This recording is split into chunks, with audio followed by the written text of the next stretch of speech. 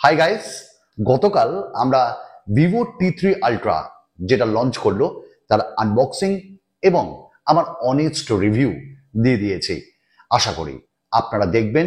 আর যারা কিনবেন ভাবছেন তারা আমার ওখানে কুপন কোড দেওয়া আছে, তার উপর মানে ছাড় তো আছেই, 500 টাকা আরো এক্সট্রা ছাড় পাবেন। আশা করি ভিডিওর ডেসক্রিপশনে লিঙ্ক আছে, দেখবেন। আচ্ছা, যেটা বলছিলাম, আমরা প্রত্যেকেই খুব আশা করে আছি একটা নেটওয়ার্ক প্রোভাইডারের জন্য। আর সেই নেটওয়ার্ক প্রোভাইডার হলো আমাদের ভারতের গর্ব, ভারত সঞ্চার নিগম লিমিটেড, অর্থাৎ বিএসএনএল। কিন্তু এই বিএসএনএল এর 4G এবং 5G অলরেডি আমরা অনেক নিউজ কভার করেছি। তবে আজকে যে ডেটা এবং যে নিউজ আপনাদের সাথে কভার করব তাতে একটু মর্মাহত হবেন। তবে আরো একটা দুর্দান্ত খবর শেষের দিকে দেব, যেটা আপনাদের মনকে একদম চাঙ্গা করে দেবে। মর্মাহত অত তাড়াতাড়ি হয়েন না। চলুন শুরু করি তাহলে। বিএসএনএল 4G এবং 5G এবং এটির কাজ তো চলছে, আপনারা প্রত্যেকেই জানেন। আমি যদি একটু পেছনের দিকে যাই, রতন টাটা তারা অনেক টাকা লাগিয়েছে। ইভেন আমাদের যে নেটওয়ার্ক সংস্থা বিএসএনএল, তার কর্মকর্তা যিনি কর্ণধার রয়েছেন, তিনিও কিন্তু টাকা এখানে ইনভেস্ট করেছেন। না তার পকেটের টাকা না, সরকার ইনভেস্ট করেছে। এবং যার জন্য আমরা অনেকেই অনেক জায়গাতে বিএসএনএল এর 4G পাচ্ছি, তার স্পিডও ভালো পাচ্ছি। ইভেন আমি বিলং করি মুর্শিদাবাদ ডিস্ট্রিক্ট তথা ওয়েস্ট বেঙ্গলের বহরমপুর শহর থেকে। সেই বহরমপুরেও কিন্তু অনেক জায়গায় আমি 4G পাচ্ছি, ইউজ করছি। তবে এর জন্য যে টাকা দেওয়া হয়েছে সেটা অনেকটাই, কিন্তু বিএসএনএল তার থেকেও বেশি ভালো কাজ করছে। সব জায়গায় তার ফেলা হচ্ছে, নেটওয়ার্কের জন্য যে টাওয়ার সেগুলো লাগানো হচ্ছে। দুঃখের কথা এবার একটু আপনাদের সঙ্গে শেয়ার করি। দেখুন, বিএসএনএল এর আগে বলেছিল বা আমরা দেখেছিলাম প্রায় 15,000 টাওয়ার লেগে গেছিল, তারপর 45,000 টাওয়ার লেগেছে। ইভেন আজকের ডেটে আপডেট বলছে 75,000 টাওয়ার অলরেডি ইনস্টল হয়ে গেছে। দারুণ খবর। এবং যখনই 1 লাখ টাওয়ার বসা শেষ হয়ে যাবে এবং এটা এই মাসেই কমপ্লিট হবে, প্রত্যেকে আমরা 4G কভারেজ পাবো। কিন্তু এখানে 4Gর কিছুদিনের মধ্যেই 5G আসবে, এটাও খুব বাস্তব কথা। কিন্তু নেটওয়ার্ক নিয়ে একটু সমস্যা হচ্ছে। নেটওয়ার্ক বলতে ফ্রিকোয়েন্সির কথা বলছি আমরা। এই মধ্যেই বিএসএনএল জানিয়েছে যে তারা যে ফ্রিকোয়েন্সি ইউজ করছে সেটা 2100 মেগাহার্টজ এবং 700 মেগাহার্টজ। দেখুন, 2100 মেগাহার্টজ সেটা 4Gর জন্যই বানানো এবং ভালো, ঠিকঠাক ভালোই সে সার্ভিস দেয়, স্পিডও ভালো পাওয়া যায়। কিন্তু 700 মেগাহার্টজ এইটা কিন্তু আবার একটা ইন্ডিপেন্ডেন্ট, 5Gর জন্যই এটা বানানো। অর্থাৎ 5G জন্য যে ব্যান্ডউইথ দরকার তার জন্য 700 মেগাহার্টজ। এবং তারা এখানে এই দুটোকে কম্বাইন করে 2100 মেগাহার্টজ ফর 4G আর 700 মেগাহার্টজ ফর 5G দুটোকে কম্বাইন করে তারা নেটওয়ার্ক প্রোভাইড করবে। সমস্যা এখানেই। দেখুন, যে 2100 মেগাহার্টজ সেটা কিন্তু আমরা বাড়ির ভেতরে খুব সুন্দর পাই, আর 700 মেগাহার্টজ তারা ইউজ করছে যেটা 5Gতে ইউজ করা হয়, যেটা বাইরেও আমরা ভালো সার্ভিস পাবো। কিন্তু সমস্যা কোথায় জানেন তো? সমস্যা হলো যে অনেক যে নেট আমাদের মোবাইল ব্র্যান্ড যারা রয়েছে সংস্থা, তাদের ফোনে বা আজকের ডেটে যারা 4G ফোন ব্যবহার করছেন তাদের ফোনে কিন্তু ওই 700 মেগাহার্টজ বা 2100 মেগাহার্টজ সাপোর্ট করে না। অর্থাৎ আপনি যদি 4G ইউজ করতে চান বিএসএনএল, আগামী দিনে আপনার কাছে একটা এক্সিস্ট করছে 4G ফোন, সেই ফোন কিন্তু আপনার বিএসএনএল এর 4G সাপোর্ট করবে না। আর করলেও আপনি স্পিডই পাবেন না।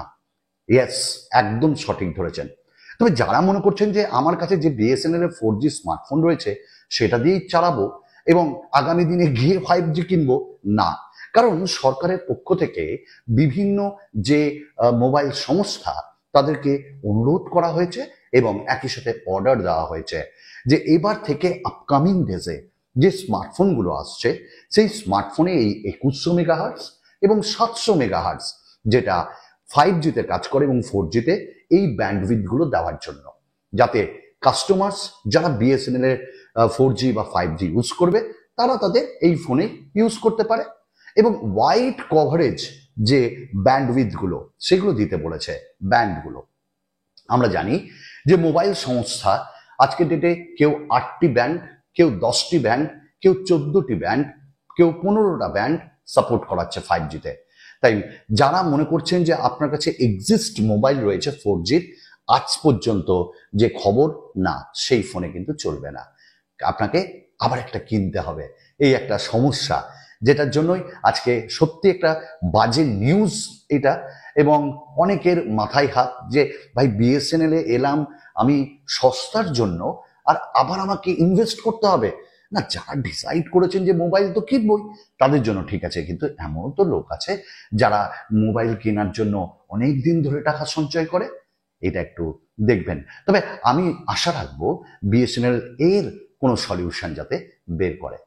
দ্বিতীয় আপডেট, বিএসএনএল এর live TV. BSNL IP TV বলে একটা চালাতো না, যেটা ইন্টারনেটের মাধ্যমে চলতো, সেটারই একটা নেক্সট আপডেটেড ভার্সন, যেটা অ্যান্ড্রয়েড টিভিতে আমরা দেখতে পাবো। এবং তার রিচার্জ প্ল্যান আরম্ভ হচ্ছে 130।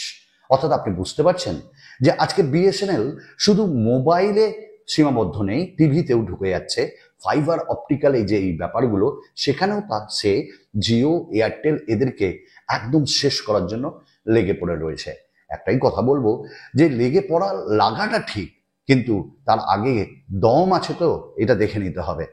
এবং তাদের 130 টাকার প্ল্যানে আমরা আনলিমিটেড টিভি অ্যাক্সেস করতে পারবো। তারা 4K দিচ্ছে, তার জন্য প্ল্যান আলাদা।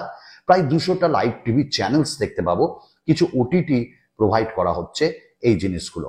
এবং টেলিফোন যে কল, সেটাও আমরা এখানে অ্যাক্সেস করতে পারবো।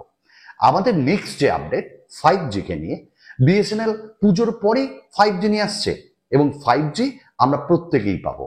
তবে এখানে একটা ভালো নিউজ এসছে যে 5Gর প্ল্যান তো তারা এখনো রেডি করেনি, তবে 4Gর মতনই চিপ হবে 5Gর প্ল্যান। এবং অন্যান্য যে সংস্থা জায়ান্ট কোম্পানিগুলো, যেমন আমাদের জিও, এয়ারটেল, তাদের থেকে অনেক সস্তা হবে, ইভেন 4Gও সস্তা। তো সেইখানে আনলিমিটেড 5G আমরা ইউজ করতে পারবো। মনে আছে আপনাদের জিওর কথা? হ্যাঁ, আনলিমিটেড দিয়ে তারপর পকেট কাটছে। বিএসএনএল একটা সরকারি সংস্থা, তারা এরকম করবে না। এবং আনলিমিটেড প্ল্যান কতক্ষণ পাবো? প্রায় 2-3 বছর। কেন না, যে কোনো যে নেটওয়ার্ক সংস্থা, তারা যত পরিমাণে কাস্টমার দরকার ততটা পরিমাণে কাস্টমার না পাওয়া পর্যন্ত তারা ফ্রিতে প্রোভাইড করে।